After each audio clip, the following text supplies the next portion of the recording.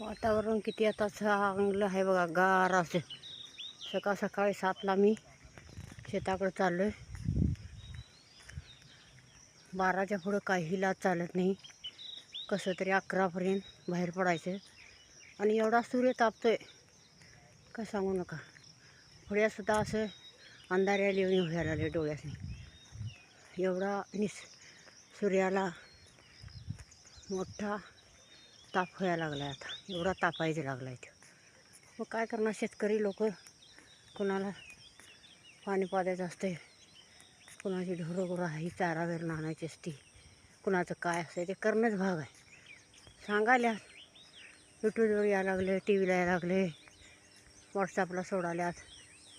तुम्ही जाऊ नका बाहेर, जरासं थांबा, 12 ते 4पर्यंत घरात थांबा, तुमची तब्येत सांभाळा, पाणी भरपूर प्या, अशी सगळी सांगायला लागल्या.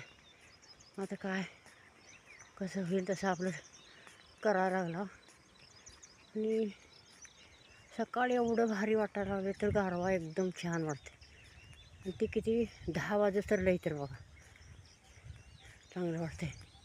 ही फुलं बघा कशी छान आल्यात आता या झाडासनी. ही आमच्या खेडेगावात फुलं असं भारी असतात, अशी 1 नंबर फुलं. अशी ही त्याचा खूप तयार होते या फुलांचा, म्हणून ती अशी फुलं लावते तिने गोळा करून. अशी ही हवी आहे ना. सकाळी रविवार चालू झाली बघा आता. हे संध्याकाळपर्यंत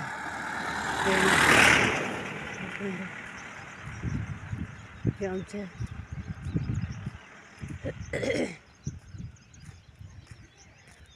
राजू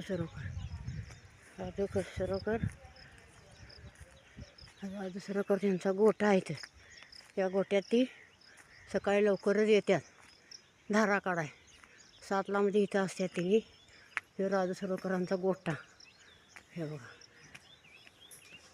हे बघा लवकर आले का?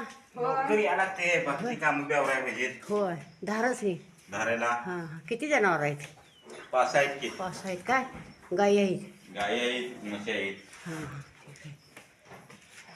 मग हे तुम्ही आपलं शेतीला जोडधंदा. शेतीला जोडधंदा. होय, ठीक आहे. नोकरीपेक्षा बरं. होय, नोकरीपेक्षा बरं बाहेर जाऊन 10,000 कमण्यापेक्षा आपल्या गावात राहून करायचं.